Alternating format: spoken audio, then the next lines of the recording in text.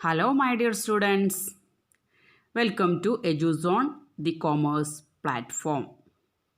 +1 improvement exam എഴുതുന്ന കുട്ടികൾക്ക് ഏറ്റവും കൂടുതൽ മാർക്ക് സ്കോർ ചെയ്യാൻ പറ്റുന്ന ഇമ്പോർട്ടൻ്റ് ടോപ്പിക്കുകൾ മാത്രം ഡിസ്കസ് ചെയ്യുന്ന ഇന്നത്തെ ഈ വീഡിയോയിലേക്ക് ഏവർക്കും സ്വാഗതം. സെക്കൻഡ് ചാപ്റ്ററായ ഫോംസ് ഓഫ് ബിസിനസ് ഓർഗനൈസേഷൻ, വ്യവസായ സ്ഥാപനങ്ങളുടെ രൂപം എന്ന ചാപ്റ്ററാണ് ഇവിടെ നമ്മൾ ഡിസ്കസ് ചെയ്യുന്നത്. ഇതിൽ മെയിനായിട്ട് 5 പോയിൻറ്റുകളാണ് ഓർഗനൈസേഷനെ കുറിച്ചിട്ടാണ് നമ്മൾ പറയുന്നത്. Types of business organisation. First one sole proprietorship, ഏകാംഗ വ്യാപാരം. സെക്കൻഡ് പാർട്ട്ണർഷിപ്പ്, പങ്കാളിത്തം. ജോയിൻ ഇൻടു ഫാമിലി ബിസിനസ്, കൂട്ടുകുടുംബം. പിന്നെ cooperative society. Last one joint stock company.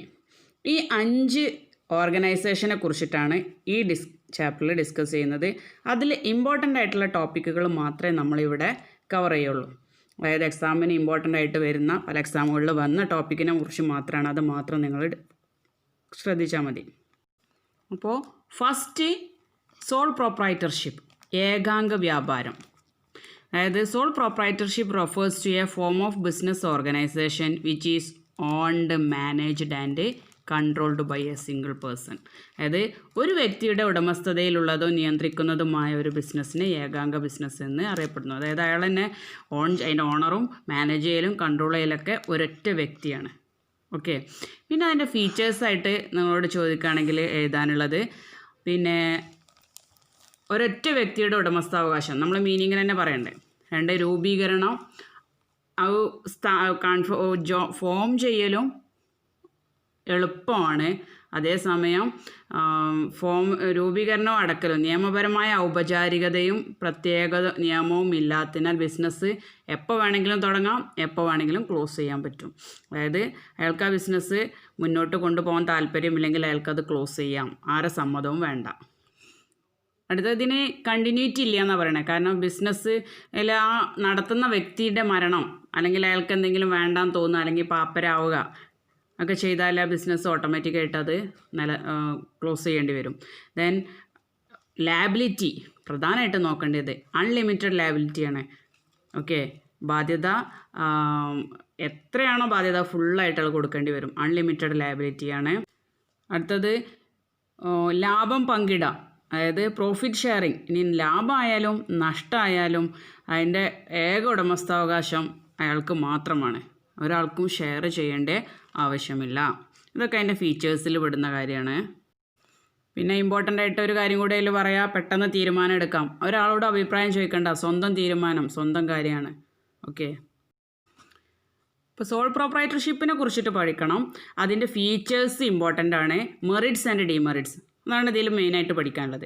ഇനി മെറിറ്റ്സ് ഡിമെറിറ്റ്സ്, ഗുണങ്ങളും ദോഷങ്ങളും ആണ് ഇനി അടുത്തത് പറയുന്നത്. ഫസ്റ്റ് വൺ ഈസി ഫോമേഷൻ, പെട്ടെന്ന് ഫോം ചെയ്യാൻ പറ്റും അല്ലേ. പിന്നെ പെട്ടെന്നുള്ള പെട്ടെന്ന് തീരുമാനം എടുക്കാൻ പറ്റും, ഒരാളെ സമ്മതം ആവശ്യമില്ല.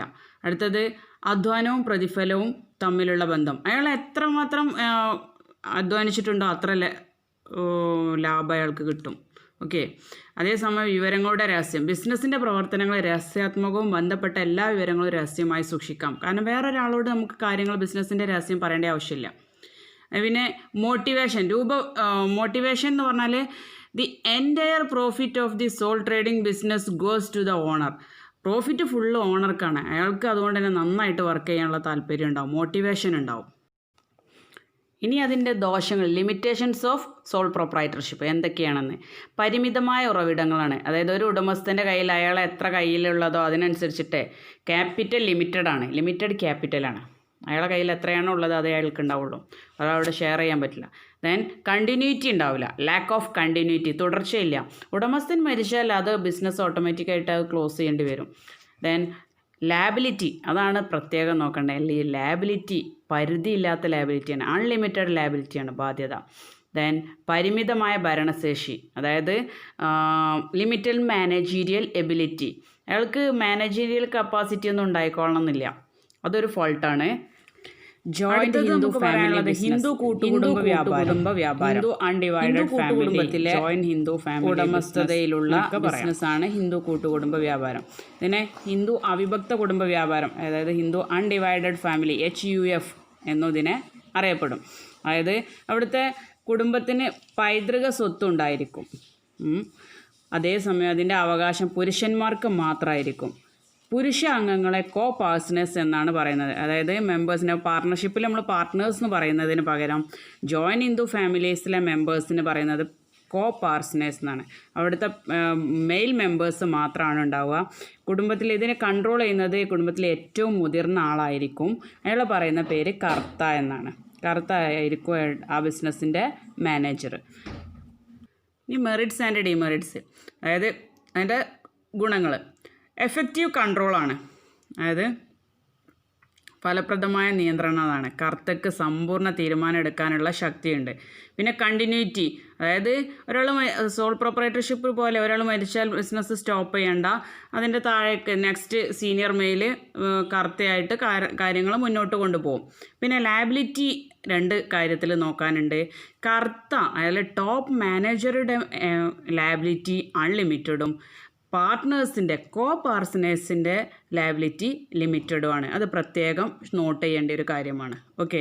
Then increased loyalty, members are likely to work which dedicate because the work involves the family name, അതായത് അവർ ആ പേരിൽ തന്നെയാണ് അവർ വർക്ക് ചെയ്യുന്നത്, അവരുടെ കുടുംബ പേരിൽ തന്നെയാണ്.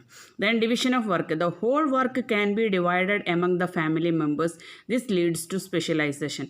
ഓരോരുത്തർക്ക് അവരുടെ സ്പെഷ്യലൈസ് ആയിട്ടുള്ള ജോലി ഡിവൈഡ് ചെയ്ത് കൊടുക്കുന്നുണ്ട്. Division of work. ഓക്കെ. അവർ തമ്മിൽ നല്ല വിശ്വസ്തതയും സഹകരണവും ഉണ്ട്, പിന്നെ തുടർച്ചയുണ്ട്. ഇതൊക്കെ അതിൻ്റെ ഗുണങ്ങളായിട്ട് എഴുതാൻ പറ്റുന്നതാണ്. ഇനി നമ്മളതിൻ്റെ limitations of joint Hindu family.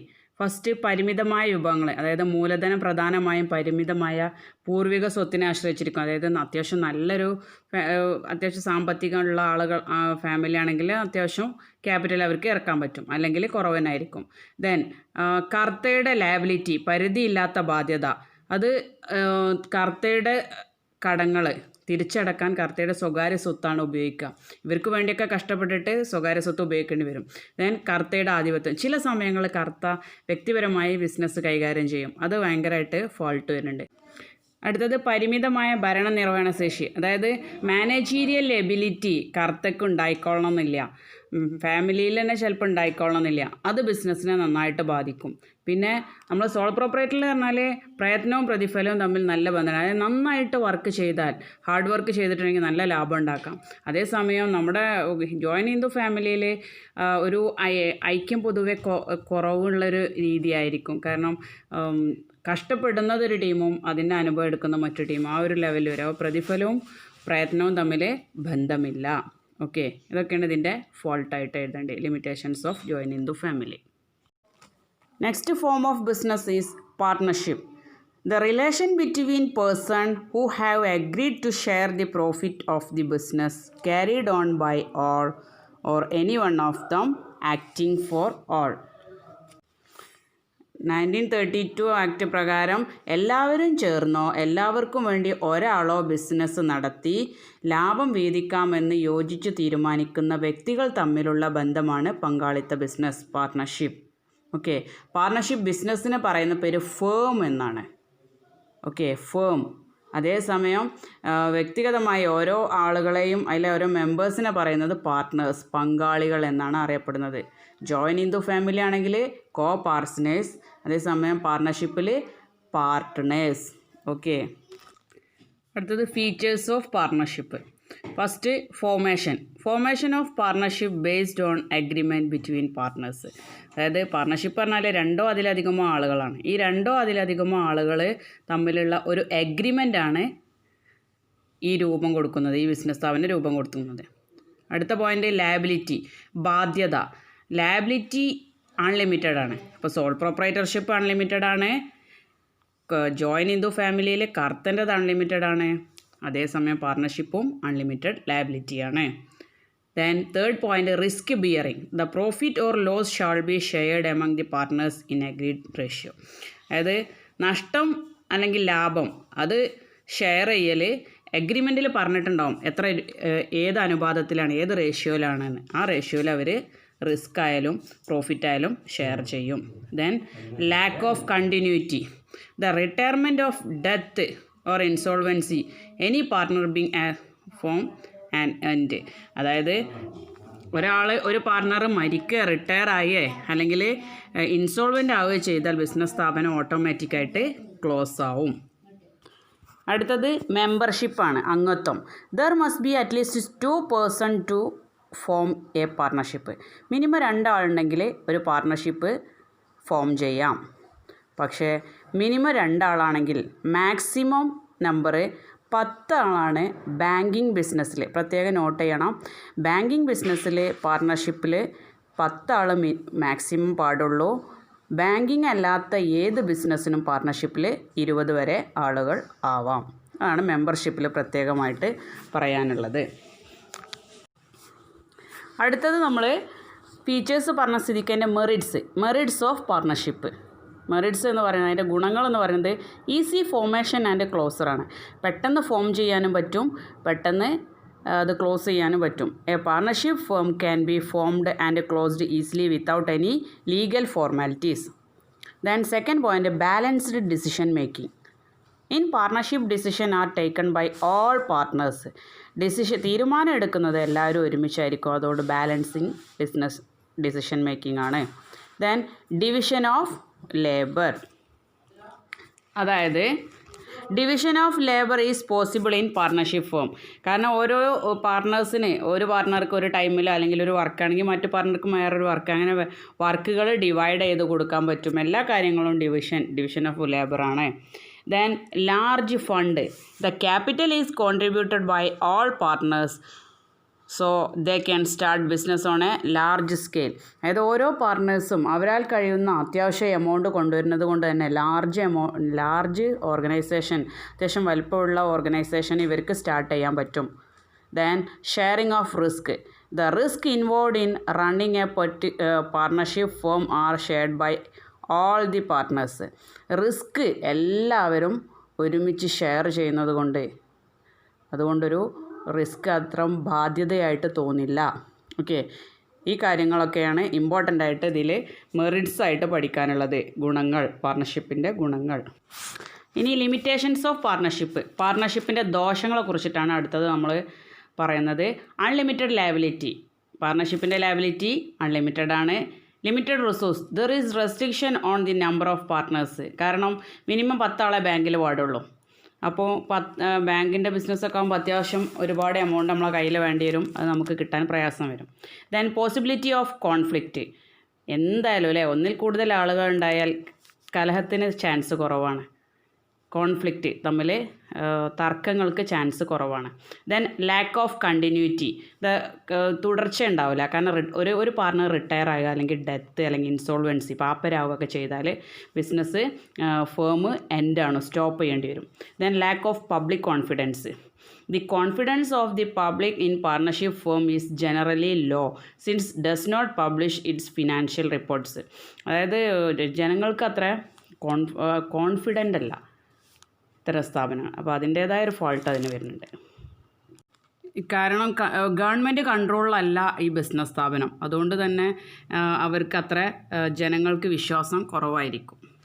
പാർട്ണർഷിപ്പിൻ്റെ features, merit, demerit ഒക്കെ പറഞ്ഞാൽ ഇമ്പോർട്ടൻ്റ് ആയിട്ട് അടുത്ത ടോപ്പിക്കാണ് പാർട്ണർഷിപ്പ് ഡീഡ് എന്താണ്. 1 വേർഡ് ആയിട്ടൊക്കെ ചോദിക്കുന്ന ഒരു ക്വസ്റ്റ്യനാണ്.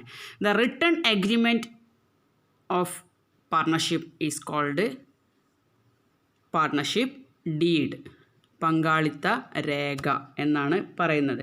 അതായത് ബിസിനസ്സിൻ്റെ പാർട്ണർഷിപ്പിൻ്റെ എല്ലാ കാര്യങ്ങളും ആ ഡീഡിൽ, ആ എഗ്രിമെൻറ്റിൽ ഉണ്ടായിരിക്കും. അതിനെക്കുറിച്ചിട്ട് അത് നിങ്ങളോട് ചോദിക്കുന്ന ഒരു ക്വസ്റ്റ്യനാണ്, what are the content of partnership deed. Partnership ഡീഡിൽ ഉൾപ്പെട്ടിട്ടുള്ള കണ്ടൻറ്റുകൾ, അതിൽ എന്തൊക്കെ കാര്യങ്ങളാണ് പറഞ്ഞിട്ടുണ്ടാവുക എന്ന്.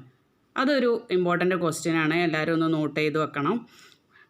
കണ്ടൻറ്റ് ഓഫ് ഡീഡ്, അതിൽ name of firm, nature of business and location of business, duration of business, investment each partner, ഓരോ പാർട്ണർ ഇൻവെസ്റ്റ് ചെയ്ത് എത്ര, അവരുടെ പ്രോഫിറ്റ് ഷെയറിംഗ് റേഷ്യോ എത്ര, അവരുടെ ഡ്യൂട്ടീസ് ആൻഡ് റൈറ്റ്സ് എന്തൊക്കെ, സാലറി എങ്ങനെ വിഡ്രോ ചെയ്യാം, ടേംസ് ആൻഡ് ഗവൺമെൻറ് അഡ്മിഷന്, interest capital, method of solving dispute, preparation of account and their auditing, ഇങ്ങനെ പറഞ്ഞിട്ട് ഒരുപാട് കാര്യങ്ങൾ അതിൽ പറയുന്നുണ്ട്. മിനിമം ഒരു 12 കാര്യങ്ങൾ ഇപ്പോൾ ഞാനിവിടെ പറഞ്ഞു കഴിഞ്ഞു. ഇനിയും ഇതിലേറെ കാര്യങ്ങൾ ഇമ്പോർട്ടൻ്റ് ആയിട്ടുള്ള ഒരു 3-4 കാര്യങ്ങൾ നിങ്ങളോട് ചോദിക്കുമ്പോൾ അത് എഴുതി വെക്കണം. ഇത് ഇമ്പോർട്ടൻ്റ് ആയിട്ടുള്ള ഒരു കാര്യമാണ് content of partnership deed. Next important ടോപ്പിക്കാണ് പലതരം പങ്കാളിത്തം, types of partnership. On the basis of duration, ടൈമിനനുസരിച്ചിട്ട് 2 ടൈപ്സ് ആണ്. പാർട്ണർഷിപ്പ് അറ്റ് വില്ല്, അതായത് കാലാവധിയുടെ അടിസ്ഥാനത്തിൽ. ദെൻ പർട്ടിക്കുലർ പാർട്ണർഷിപ്പ്, അതായത് പ്രത്യേക തരം പങ്കാളിത്തം. ഇഷ്ടാനുസരണം പ്രത്യേക തരമാണ്. അപ്പോൾ പാർട്ണർഷിപ്പ് അറ്റ് വില്ല് പറഞ്ഞാൽ ഇഷ്ടാനുസരണം അയാൾക്ക് ചെയ്യാൻ പറ്റും. അതായത് പങ്കാളികളുടെ ഇഷ്ടപ്രകാരം നിലനിൽക്കും. അയാൾക്ക് ഒരു മറ്റു പങ്കാളികളുടെ സമ്മതത്തോടു കൂടി അയാൾക്ക് അവസാനിപ്പിക്കുകയും ചെയ്യാം. അതേസമയം പർട്ടിക്കുലർ പാർട്ണർഷിപ്പ് പറഞ്ഞാൽ formed for a accomplishment of a particular project, അതായത് നിശ്ചിതമായ സമയപരിധിക്കുള്ളിൽ ഒരു ബിസിനസ് സ്ഥാപനം ഉണ്ടാക്കിയത് ആ സമയം കഴിഞ്ഞതിന് ശേഷം ആ സംരംഭം പൂർത്തിയാവുമ്പോൾ അതിനെ അവസാനിപ്പിക്കാനും പറ്റും. ഇപ്പോൾ ഒരു ബിൽഡിങ്ങിൻ്റെ കോൺട്രാക്റ്റ് വർക്കിന് വേണ്ടി 2 ആളുകൾ പാർട്ണറായിട്ട് ആ ബിൽഡിംഗ് എടുക്കാമെന്ന് പറഞ്ഞാൽ ആ ബിൽഡിങ്ങിൻ്റെ പണി കഴിഞ്ഞതോടുകൂടി അവർ ആ ബിസിനസ് സ്റ്റോപ്പ് ചെയ്തു. ഓക്കെ, അതാണ് പർട്ടിക്കുലർ പാർട്ണർഷിപ്പ് എന്ന് പറയുന്നത്, പ്രത്യേക പങ്കാളിത്തമാണ്. അടുത്തത് ജനറൽ പാർട്ണർഷിപ്പ്, അതായത് ബാധ്യതയുടെ അടിസ്ഥാനത്തിൽ 2ആയിട്ട് തരംതിരിക്കാം: പൊതു പങ്കാളിത്തവും പരിമിതമായ പങ്കാളിത്തവും. അതായത് in general partnership the liability of partners is unlimited. അതായത് പൊതുവായിട്ട് നമ്മുടെ ഇന്ത്യയിലൊക്കെ ഏറ്റവും കൂടുതലായിട്ട് പാർട്ണർഷിപ്പ് നടത്തുന്നത് അൺലിമിറ്റഡ് ലയബിലിറ്റിയോട്, പാർട്ട്നേഴ്സിൻ്റെ ലയബിലിറ്റി അൺലിമിറ്റഡ് ആയിട്ട് നടത്തുന്ന ഒരു പാർട്ണർഷിപ്പ് ഫോമാണ്. അതേസമയം ലിമിറ്റഡ് ലയബിലിറ്റി പാർട്ണർഷിപ്പ് ഉണ്ട്. അത് എന്ന് പറഞ്ഞാൽ in limited partnership the liability of at least 1 partner is unlimited വേറാസ് the rest may have limited liability. അതായത് ജോയിനിങ് ദ ഫാമിലി പോലെ ഒരാളുടെ അൺലിമിറ്റും ബാക്കി എല്ലാവരും ലിമിറ്റഡ് ആക്കിയിട്ടുള്ള പാർട്ണർഷിപ്പ് ഉണ്ട്. അതിന് പറയുന്ന പേരാണ് ലിമിറ്റഡ് പാർട്ണർഷിപ്പ്. അപ്പോൾ ജനറൽ പാർട്ണർഷിപ്പ് പറഞ്ഞാൽ നമ്മുടെ നാട്ടിലൊക്കെ ഇപ്പോൾ നിലനിന്ന് പോകുന്ന പാർട്ണർഷിപ്പാണ്. ലിമിറ്റഡ് ലയബിലിറ്റി പാർട്ണർഷിപ്പ് പറഞ്ഞാൽ ആ പേരിൽ തന്നെ, അതായത് ഏതെങ്കിലും ഒരു പാർട്ണറുടെ ലയബിലിറ്റി അൺലിമിറ്റഡും ബാക്കി ലിമിറ്റഡും ആയിരിക്കും. പാർട്ണർഷിപ്പ് ആയിട്ട് വില്ലും ഇതൊക്കെ നമ്മൾ പറഞ്ഞു കഴിഞ്ഞു. ഓക്കെ, ഇനി ടൈപ്സ് ഓഫ് പാർട്ട്നേഴ്സാണ്, വിവിധ തരം പങ്കാളികളാണ്. നേരത്തെ വിവിധ തരം പങ്കാളിത്ത സ്ഥാപനമാണ്, ഇപ്പം വിവിധ തരം പങ്കാളികളെ കുറിച്ചിട്ടാണ് നമ്മൾ പറയുന്നത്. ഫസ്റ്റ് വൺ, ആക്റ്റീവ് പാർട്ട്ണർ, സജീവ പങ്കാളി. അതായത് മൂലധനം സംഭാവന ചെയ്യുകയും ക്യാപിറ്റൽ ഇറക്കുകയും ചെയ്യും. Contribute capital, take active part in the ബിസിനസ്സിൽ നന്നായിട്ട് ആക്റ്റീവ് ആവുകയും ചെയ്യും. സെക്കൻഡ്, സ്ലീപ്പിംഗ് പാർട്ട്ണർ, ആ പേരിൽ തന്നെ ഉണ്ട് അല്ലേ, ഡോർമെൻറ്റ് പാർട്ട്ണർ എന്നാ പറയാം. അതായത് partners who do not take part, ഇയാളുടെ ആക്റ്റീവ് പാർട്ട്ണറുടെ നേരെ ഓപ്പോസിറ്റാണ്. അയാൾ നന്നായിട്ട് വർക്കേ ചെയ്യൂല, അയാൾ ക്യാഷ് മാത്രം ഇറക്കി അയാൾ മുങ്ങിയിട്ടുണ്ടാവും. അതേസമയം secret partner, a secret partner is one whose association with the firm is known to the general public. അതായത് പൊതുജനങ്ങൾ അങ്ങനെ ഒരു പങ്കാളി ഉള്ളതായിട്ട് അറിയില്ല, അത് സീക്രട്ടായിട്ട് വെക്കും, secret partner. Then nominal partner, നാമമാത്ര പങ്കാളി. അതായത് നാമമാത്ര പങ്കാളി മൂലധനം സംഭാവന ചെയ്യുകയോ സ്ഥാപനത്തിൻ്റെ ദൈനംദിന ജോലിയിൽ സജീവമായി പങ്കെടുക്കുകയോ ചെയ്യില്ല. അയാൾ പേരിന് മാത്രം, അതായത് തൻ്റെ പേര് സ്ഥാപനത്തിന് നൽകും. അതായത് ചില സ്ഥാപനത്തിലൊക്കെ അയാളുണ്ടെന്ന് പറയുമ്പോൾ നമ്മൾ ഓട്ടോമാറ്റിക്കായിട്ട് ആ ബിസിനസ്സിൽ നമ്മൾ ഷെയർ ഇറക്കും അല്ലേ. അങ്ങനെ ഒരു പേരിന് മാത്രം, അയാളുടെ പേര് മാത്രമേ അവിടെ ഉണ്ടാവുള്ളൂ, ക്യാപിറ്റലൊന്നും ഇറക്കൂല. അതാണ് നാമമാത്ര പങ്കാളി, നോമിനൽ പാർട്ട്ണർ. അടുത്തത് പാർട്ട്ണർ ബൈ ഹോൾഡിംഗ് ഔട്ട്, പങ്കാളിത്തം നിഷേധിക്കാൻ പറ്റാത്ത ആൾ. അതായത് മറ്റുള്ളവരൊരു വ്യക്തിയെ പങ്കാളിയായി പ്രതിനിധീകരിക്കുന്നുവെങ്കിൽ, അതായത് ഇയാൾ ആ സ്ഥാപനത്തിലെ ആ സ്ഥാപനത്തിലെ പാർട്ട്ണറാണെന്ന് പറയുമ്പോൾ ഇയാളത് അറിഞ്ഞിട്ടുണ്ടാവും, പക്ഷേ ഇയാൾ ഞാനല്ല എന്ന് അയാൾ പറയുന്നില്ല. ഒരു വ്യക്തിയെ പങ്കാളിയായി പ്രതിനിധീകരിക്കുന്നുവെങ്കിൽ വാർത്ത അറിഞ്ഞ ഉടനെ അയാളത് നിഷേധിക്കുന്നില്ല. അതാണ് partner by holding out. Okay, അതേസമയം ഈ രഹസ്യ പങ്കാളി, സീക്രട്ട് പാർട്ട്ണർ എന്ന് പറഞ്ഞാൽ സ്ഥാപനവുമായി ബന്ധപ്പെട്ട് ജനങ്ങളാരും അറിയാതെ രഹസ്യമായിട്ടാണ് അയാൾ ആ ബിസിനസ് സ്ഥാപനത്തിൽ ഉണ്ടാവുകയുള്ളൂ. പിന്നെ ലാസ്റ്റാണ് മൈനർ പാർട്ട്ണർ. മറ്റു പങ്കാളികളുടെ അനുവാദത്തോടെ 18 വയസ്സ് തികയാത്ത ഒരാളെ പങ്കാളിയാക്കുമ്പോൾ അത്തരം പാർട്ട്നേഴ്സിനെ പറയുന്ന പേരാണ് മൈനർ പാർട്ട്ണർ. മൈനർ പാർട്ട്ണർ എന്ന് വിളിക്കുക. ഇയാളുടെ ബാധ്യത എന്താണ്? ഇയാളുടെ ലയബിലിറ്റി ലിമിറ്റഡ് ആണ്. അയാൾ മേജർ ആകുവോളം അയാളുടെ ലയബിലിറ്റി ലിമിറ്റഡ്. ഇനി ഇതിൽ ഇമ്പോർട്ടൻ്റ് ആയിട്ട് പറയാനുള്ളത് പാർട്ണർഷിപ്പ് രജിസ്റ്റർ ചെയ്യണം എന്നാണ്. പങ്കാളിത്ത സ്ഥാപനത്തിൻ്റെ രജിസ്ട്രേഷൻ രജിസ്ട്രേഷൻ നിർബന്ധമില്ല, പക്ഷേ രജിസ്റ്റർ ചെയ്യാഞ്ഞാലുള്ള ദോഷങ്ങളെക്കുറിച്ചിട്ട് നമ്മോട് ചോദിക്കും. നിർബന്ധമില്ല, പക്ഷേ ചെയ്തിട്ടില്ലെങ്കിൽ എന്തൊക്കെ ലിമിറ്റേഷൻസ്, എന്തൊക്കെ ഭവിഷ്യത്താണ് നമുക്കുണ്ടാവുക എന്നതിനെക്കുറിച്ചിട്ടാണ് അടുത്തത് നമ്മൾ പറയാൻ പോകുന്നത്. രജിസ്റ്റർ ചെയ്യാഞ്ഞാൽ മറ്റൊരു സ്ഥാപനവുമായി എന്തെങ്കിലും ക്ലാഷോ കാര്യങ്ങളോ ഉണ്ടാകുമ്പോൾ അവർക്കെതിരെ കേസ് കൊടുക്കാൻ പറ്റില്ല. ഓക്കെ. പിന്നെ രജിസ്റ്റർ ചെയ്യാത്ത പക്ഷം തേർഡ് പാർട്ടിക്കെതിരെ എന്തെങ്കിലും നഷ്ടപരിഹാരത്തിനെതിരെ കാര്യങ്ങൾക്ക് കേസ് കൊടുക്കാൻ പറ്റില്ല. അതുപോലെ തന്നെ സ്ഥാപനത്തിൻ്റെ ഉള്ളിൽ നിന്ന് തന്നെ പാർട്ട്നേഴ്സ് തമ്മിൽ എന്തെങ്കിലും പ്രശ്നങ്ങളുണ്ടായാൽ അവർക്കെതിരെയും കേസ് കൊടുക്കാൻ പറ്റില്ല. അപ്പോൾ ഇതൊക്കെ ചെയ്യണമെങ്കിൽ രജിസ്ട്രേഷൻ മസ്റ്റാണ്. അപ്പോൾ നിങ്ങളോട് ചോദിക്കും, രജിസ്റ്റർ ചെയ്യാത്തൊരു സ്ഥാപനത്തിന് ഇതുപോലെ കേസ് കൊടുക്കാൻ പറ്റുമോ എന്നുള്ള ഒരു ചോദ്യം വരാം. അല്ലെങ്കിൽ ഒരു പാർട്ണർഷിപ്പ് ഫോം രജിസ്റ്റർ ചെയ്യാഞ്ഞാലുള്ള ലിമിറ്റേഷൻസ് എന്തൊക്കെയാണെന്ന് ചോദിക്കാം. അപ്പോൾ അത് ഇതുപോലെ എഴുതി വെക്കുക. ഓക്കെ. ഫോർത്ത് ബിസിനസ് ഓർഗനൈസേഷൻ എന്ന് പറയുന്നത് കോഓപ്പറേറ്റീവ് സൊസൈറ്റി, സഹകരണ സംഘങ്ങൾ.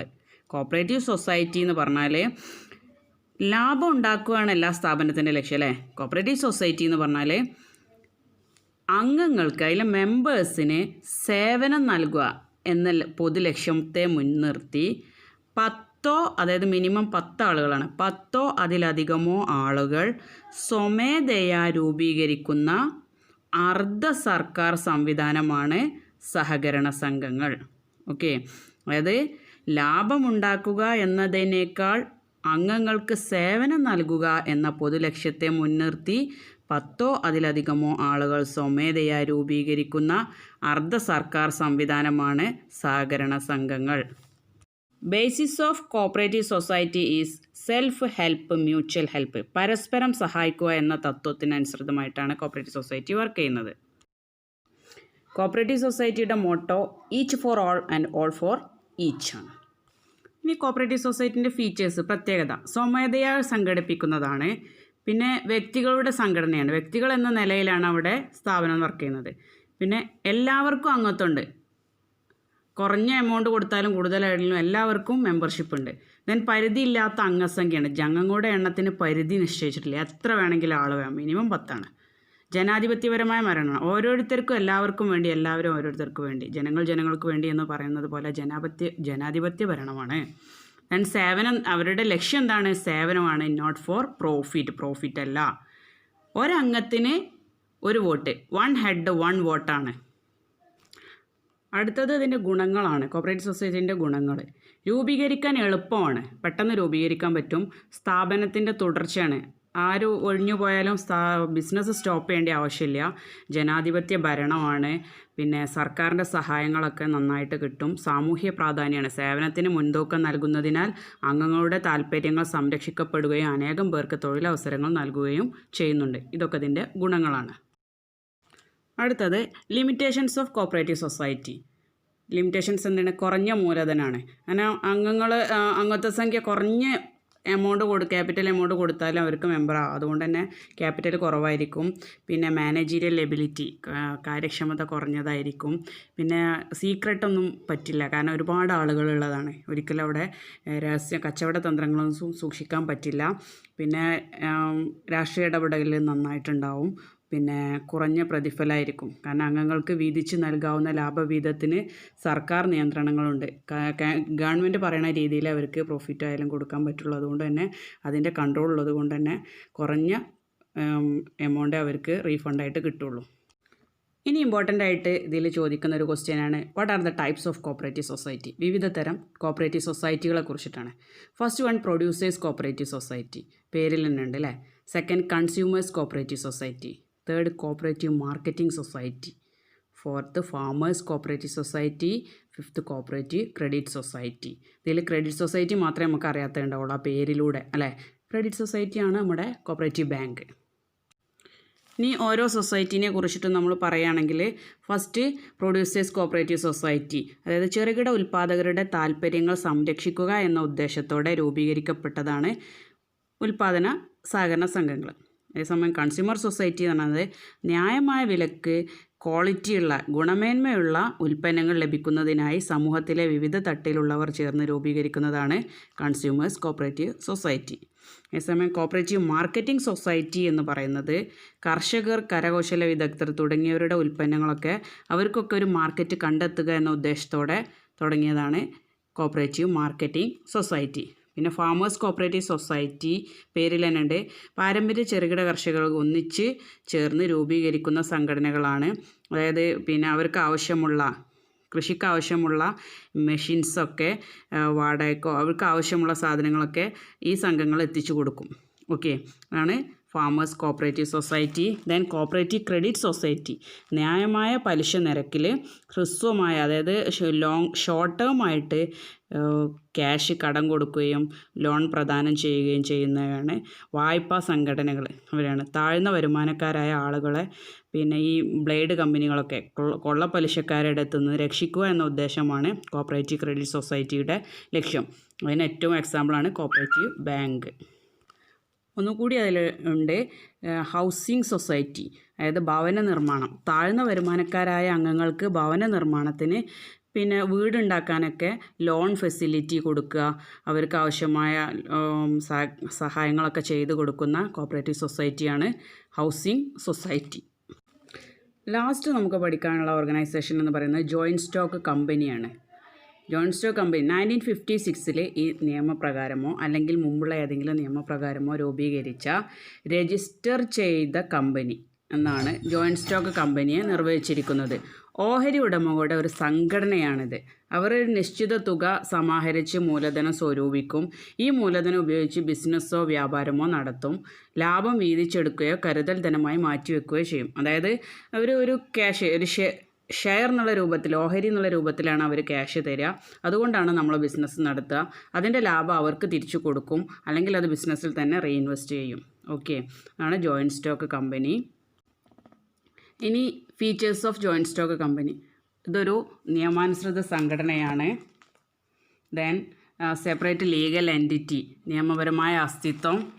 ദെൻ ഫോർമേഷൻ, പൊതുവായ സീലുണ്ട്, കോമൺ സീലുണ്ട്.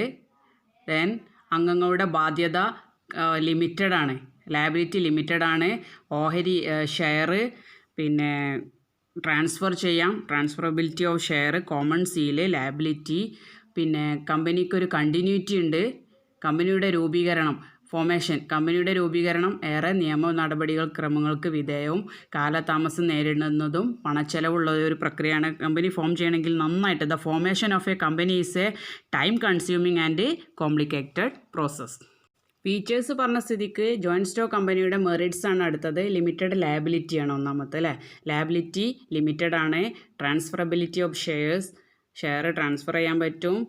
ഒരു പെർപെച്വൽ സക്സഷൻ ഉണ്ട്. പിന്നെ scope for expansion, company has large financial resource so it can start business on large scale. ഒരുപാട് ആളുകൾ ഷെയർ ചെയ്യുമ്പോൾ നല്ല വലിയ ബിസിനസ്സാക്കി തുടങ്ങാം. Public confidence, company must publish audited annual accounts so it enjoy public confidence. പൊതുജനങ്ങൾക്ക് വിശ്വാസം ഉണ്ടാകും. ഇനി കമ്പനിയുടെ ദോഷങ്ങളാണ് നമ്മൾ പറയാൻ പോകുന്നത്. അത് ഫോർമേഷൻ പ്രയാസമാണ്, രൂപീകരിക്കാൻ പെട്ടെന്ന് ഫോം ചെയ്യാൻ പറ്റില്ല. പിന്നെ ലാക്ക് ഓഫ് സീക്രസി, അത് രഹസ്യം സൂക്ഷിക്കാനൊന്നും പറ്റില്ല. ദെൻ ഒരുപാട് റെഗുലേഷൻസ് ഉണ്ട്, നിയമങ്ങളുണ്ട്, അയവില്ലാത്തതാണ്. പിന്നെ ഡിലേ ഇൻ ഡിസിഷൻ മേക്കിംഗ്, തീരുമാനം എടുക്കാനൊക്കെ ഒരുപാട് സമയം എടുക്കും, കാരണം എല്ലാ പാർട്ട്നേഴ്സിനോടും സമ്മതമൊക്കെ വാങ്ങണം. ദെൻ കോൺഫ്ലിക്റ്റ് ഇൻ ഇൻട്രസ്റ്റ്, അതായത് വ്യത്യസ്ത താല്പര്യങ്ങളായിരിക്കും. അതുകൊണ്ട് തന്നെ ഇവർ തമ്മിൽ തർക്കങ്ങളൊക്കെ ഉണ്ടാവാൻ ചാൻസ് ഉണ്ട്. കോൺഫ്ലിക്റ്റ് ഇൻ ഇൻട്രസ്റ്റ്, അതായത് ഡയറക്ടർമാരും ഡയറക്ടർ ബോർഡും മെമ്പേഴ്സും തമ്മിലൊക്കെ ഒരുപാട് പ്രശ്നങ്ങൾ, കോൺഫ്ലിക്റ്റ് ഉണ്ടാവുന്ന, മിസ്അണ്ടർസ്റ്റാൻഡിങ് ഒക്കെ വരുന്ന കാരണത്താൽ ഒരുപാട് പ്രശ്നങ്ങളുണ്ടാകും. അതൊക്കെ അതിൻ്റെ ഫോൾട്ടായിട്ട് എഴുതാം. നെക്സ്റ്റ് ഇമ്പോർട്ടൻ്റ് ആയിട്ട് വരാനുള്ളത് ഈ ചാപ്റ്ററിന് types of joint stock company or classification of joint stock company. കമ്പനിയെ രണ്ടായിട്ട് തരംതിരിക്കാം, private company and public company. Private company എന്ന് പറഞ്ഞാൽ ഓഹരി ഉടമകളുടെ, അതായത് minimum number of shareholders 2 and maximum 200. Minimum 2 maximum പോയാൽ 200 ആളുകൾ ഉൾക്കൊള്ളുന്ന കമ്പനിയാണ് പ്രൈവറ്റ് കമ്പനി. അതുപോലെ ഓഹരികൾ, കടപ്പത്രങ്ങൾ എന്നിവ പൊതുജനങ്ങളിൽ നിന്ന് സ്വീകരിക്കാൻ പാടില്ല. Minimum paid up capital 1 lakh ആവണം. പിന്നെ പേരിൻ്റെ കൂടെ, കമ്പനിയുടെ പേരിൻ്റെ കൂടെ PVT ലിമിറ്റഡ് എന്നോ പ്രൈവറ്റ് ലിമിറ്റഡ് എന്നോ ബ്രാക്കറ്റിൽ P എന്ന രൂപത്തിൽ എഴുതി വെക്കണം. ഓക്കെ, ഷെയർ ട്രാൻസ്ഫർ ചെയ്യാൻ പറ്റില്ല. ഇതൊക്കെ ഇങ്ങനെയുള്ള കമ്പനിയാണ് പ്രൈവറ്റ് കമ്പനി എന്ന് പറയുന്നത്. അതേസമയം പബ്ലിക് കമ്പനി എന്ന് പറയുന്നത് മിനിമം പെയ്ഡ് അപ്പ് ക്യാപിറ്റൽ 5 ലക്ഷമാണ്. പ്രൈവറ്റ് ആണെങ്കിൽ 1 ലക്ഷമാണ്, ഇവിടെ 5 ലക്ഷമാണ്. പ്രൈവറ്റ് കമ്പനി മിനിമം 2 ആവുമ്പം public company minimum 7 മെമ്പേഴ്സാണ്. 7 members minimum ഉള്ള കമ്പനിയാണ് പബ്ലിക് കമ്പനി. മാക്സിമം എത്രയും അൺലിമിറ്റഡ് ആണ്. ട്രാൻസ്ഫർ ഷെയർ ട്രാൻസ്ഫർ ചെയ്യാം, പബ്ലിക്കിൻ്റെ അടുത്തുനിന്ന് ഇൻവൈറ്റ് ചെയ്യാം, ഷെയർ ഇൻവൈറ്റ് ചെയ്യാം. കമ്പനിയുടെ പേരിൻ്റെ ശേഷം ലിമിറ്റഡ് എന്ന്, അതായത് ക്ലിപ്തം, കമ്പനിയുടെ പേരിനോടൊപ്പം ക്ലിപ്തം, അതായത് ലിമിറ്റഡ് എന്ന് ചേർക്കണം. പ്രൈവറ്റ് ആണെങ്കിൽ PVT ലിമിറ്റഡ് എന്ന് എഴുതണം. ഈ നിയമങ്ങളൊക്കെ പാലിക്കുന്ന കമ്പനിയാണ് പബ്ലിക് കമ്പനി. ഒരുപാട് എക്സാമിനൊക്കെ ചോദിച്ചൊരു ക്വസ്റ്റ്യനാണ് difference between private company and public company. Private company public company തമ്മിലുള്ള ഡിഫറൻസ്. അത് സ്വാഭാവികമായിട്ടും നമുക്ക് 2 കമ്പനിയുടെ കുറിച്ച് മീനിങ് പറയുമ്പോൾ തന്നെ നമുക്ക് എഴുതാൻ പറ്റുന്ന കാര്യമാണ്. ഒന്ന് മെമ്പേഴ്സാണ് നോക്കേണ്ടത്. മിനിമം 2 പ്രൈവറ്റ്, മിനിമം 2 പബ്ലിക്, 7 പബ്ലിക്കിൽ, മാക്സിമം 200 പ്രൈവറ്റ്, മാക്സിമം അൺലിമിറ്റഡ് ആണ്. മിനിമം നമ്പർ ഓഫ് ഡയറക്ടേഴ്സ് 2 ആണ്, പബ്ലിക്കിൽ 3 ആണ്. Minimum paid up capital 1 lakh ആണ്, പ്രൈവറ്റിൽ 5 lakh ആണ് പബ്ലിക്കിൽ. പിന്നെ ഷെയർ ട്രാൻസ്ഫർ ചെയ്യാൻ പറ്റില്ല പ്രൈവറ്റിൽ, ഷെയർ ട്രാൻസ്ഫർ ചെയ്യാൻ പറ്റുന്നത് പബ്ലിക് കമ്പനിയിൽ മാത്രമാണ്.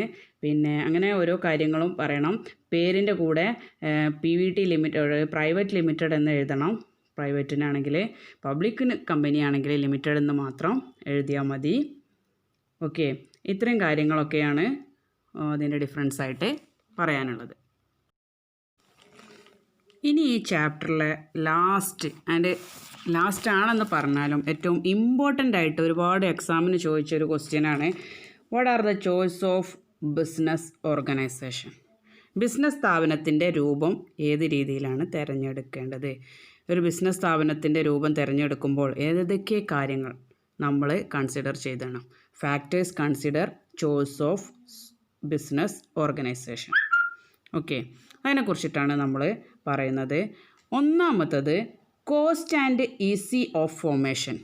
ചിലവും രൂപീകരണത്തിന് എളുപ്പമുള്ളതായിരിക്കണം. നമ്മുടെ സ്ഥാപനം തുടങ്ങുകയാണെങ്കിൽ അതിന് ചിലവ് കുറഞ്ഞതായിരിക്കണം, പെട്ടെന്ന് രൂപീകരിക്കാൻ പറ്റുന്ന കാര്യങ്ങളായിരിക്കണം. അങ്ങനെയുള്ളൊരു ബിസിനസ്സായിരിക്കും നമ്മൾ തുടങ്ങേണ്ടത്. അടുത്തത് ലയബിലിറ്റി, ബാധ്യത. ഓരോ ഇതിനും, അതായത് നമ്മൾ സോൾ പ്രൊപ്രൈറ്റർഷിപ്പ് ആണെങ്കിൽ നമ്മുടെ ലയബിലിറ്റി അൺലിമിറ്റഡ് ആണ് അല്ലേ. അതേസമയം കമ്പനി ആണെങ്കിൽ ലയബിലിറ്റി ലിമിറ്റഡ് ആണ്. അതൊക്കെ നോക്കിയിട്ട് വേണം സ്ഥാപനം തുടങ്ങാൻ. ദെൻ കണ്ടിന്യൂറ്റി, ബിസിനസ്സിൻ്റെ തുടർച്ച, അംഗങ്ങളുടെ മരണമോ ഇതൊക്കെ കമ്പനിയെ അതിനെ ബാധിക്കും. അപ്പോൾ അതിനനുസരിച്ചുള്ളതായിരിക്കണം നമ്മൾ തുടങ്ങേണ്ട കമ്പനി. ദെൻ ക്യാപിറ്റൽ, അതായത് ബിസിനസ്സിന് ഇറക്കേണ്ട ക്യാപിറ്റൽ, അത് നമ്മൾ നോക്കണം. ദെൻ ഡിഗ്രി ഓഫ് കൺട്രോള്, നിയന്ത്രണ അധികാരം. അതായത് ഒരു സോൾ ട്രേഡർ ആണെങ്കിൽ നമ്മൾ തന്നെയാണ് കൺട്രോൾ ചെയ്യേണ്ടത് അല്ലേ, ഒരാളെയും നമ്മൾ നിയന്ത്രിക്കേണ്ട ആവശ്യമില്ല. അതേസമയം കമ്പനി ആണെങ്കിലും പാർട്ണർഷിപ്പ് ആണെങ്കിലൊക്കെ നിയന്ത്രണാധികാരം, അതായത് കൺട്രോൾ മറ്റുള്ളവർക്ക് കൂടി നമ്മൾ കൺട്രോളിങ് പവർ കൊടുക്കേണ്ടി വരും. അപ്പോൾ കൺട്രോളിങ് നമ്മൾ ശ്രദ്ധിക്കണം. പിന്നെ നേച്ചർ ഓഫ് ബിസിനസ്സിൻ്റെ സ്വഭാവം, ഡയറക്റ്റ് പേഴ്സണൽ കോണ്ടാക്റ്റാണ് നമുക്ക് ആവശ്യമുണ്ട് എന്നുണ്ടെങ്കിൽ നമ്മൾ തുടങ്ങേണ്ടത് ഏതാണ്?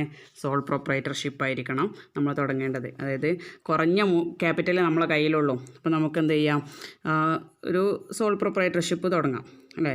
എന്നാൽ ലാർജ് എമൗണ്ടിൽ ക്യാപിറ്റൽ ഇറക്കിയിട്ട് നമുക്ക് തുടങ്ങണം എന്നുണ്ടെങ്കിൽ നമ്മൾ ഏറ്റവും നല്ലത് ഏതാണ്? കമ്പനി ആയിരിക്കണം രൂപീകരിക്കേണ്ടത്. ഇതൊക്കെയാണ് ശ്രദ്ധിക്കേണ്ടത്. ഇത് അത്യാവശ്യം വലിയ ചാപ്റ്ററാണ്. ഒരുപാട് കണ്ടൻറ്റുകൾ, ഒരുപാട് മോഡൽ ക്വസ്റ്റ്യൻ തലങ്ങും വിലങ്ങും ചോദിക്കേണ്ട ഒരു ചാപ്റ്ററാണ്. നന്നായിട്ട് 2-3 പ്രാവശ്യമൊക്കെ നിങ്ങളത് കേട്ട് അതിലെ നോട്ട്സൊക്കെ നോക്കി, മലയാളത്തിലും ഇംഗ്ലീഷിലൊക്കെ നോട്ട് അതിൽ വരുന്നുണ്ട്, അതൊക്കെ നോക്കി ഒന്ന് പഠിക്കുക. പിക്ചേഴ്സൊക്കെ ശരിക്കും ഒന്ന് നോക്കുക. എന്നിട്ട് നിങ്ങൾ ക്ലാസ്സിനെ ഒരു ഷോർട്ടായിട്ട് നിങ്ങൾ ഈ ക്ലാസ് കേൾക്കുന്ന സമയത്ത് തന്നെ ഷോർട്ട് നോട്ട് രൂപത്തിലൊന്ന് എഴുതി വെച്ചാൽ നിങ്ങൾക്ക് ഈസി ആയിട്ട് നിങ്ങൾക്ക് എക്സാം അറ്റൻഡ് ചെയ്യാൻ പറ്റും. ഈ ചാപ്റ്ററിലെ ഇമ്പോർട്ടൻ്റ് ടോപ്പിക്ക് മാത്രമാണ് പറഞ്ഞിട്ടുള്ളൂ. ഈ രൂപത്തിൽ നിങ്ങൾ എക്സാം എഴുതുകയാണെങ്കിൽ ഷുവറാണ് നിങ്ങൾക്ക് നല്ല മാർക്ക് ബിസിനസ് സ്റ്റഡീസിൽ സ്കോർ ചെയ്യാൻ പറ്റും. Okay, bye, best of luck.